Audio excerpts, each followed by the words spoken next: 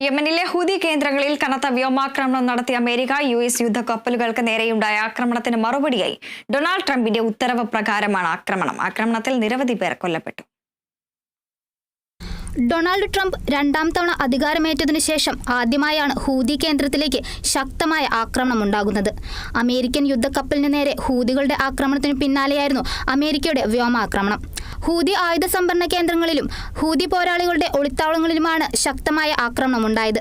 ആക്രമണത്തിൽ നിരവധി പേർ കൊല്ലപ്പെട്ടു.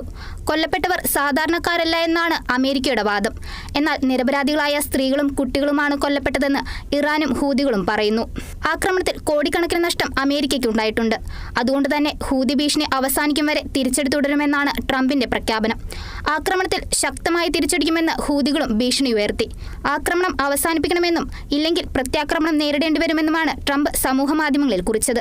ഇറാനുമായി സമാധാന ചർച്ചയ്ക്ക് തയ്യാറെന്ന് അമേരിക്ക അറിയിച്ചെങ്കിലും ഇറാൻ നിഷേധിച്ചു. എന്തിനും ഏതിനും തയ്യാറെടുത്തിരിക്കുന്ന അമേരിക്കയും നിഷേധാത്മക നിലപാടുമായി മുന്നോട്ടു പോകുന്ന ഇറാനും കൂടി ലോക സമാധാനത്തിന് വിള്ളൽ തീർക്കുമെന്നുള്ളതാണ് ഇനി ലോകരാജ്യങ്ങൾ ഉറ്റുനോക്കുന്നത്. International desk, Kerala vision news.